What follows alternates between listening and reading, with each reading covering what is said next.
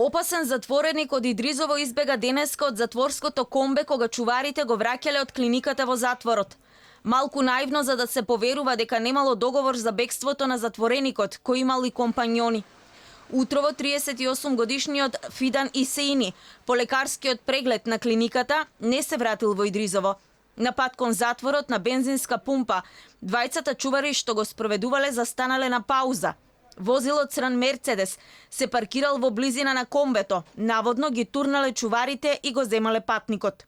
Со возилото побегнале на Кајарачиново.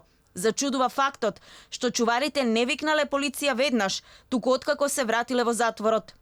Исеини во затвор бил година и пол, осуден за повеќе кривични дела на 7 години и 7 месеци затвор.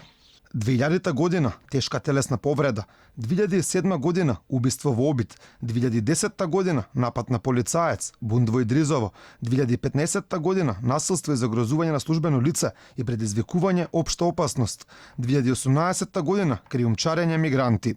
Директорот на затворот Бојан Мојсовски за Алфа вели дека чуварите веднаш се суспендирани, а денеска писмени изјави ќе треба да дадат и командирот и раководителот на смена.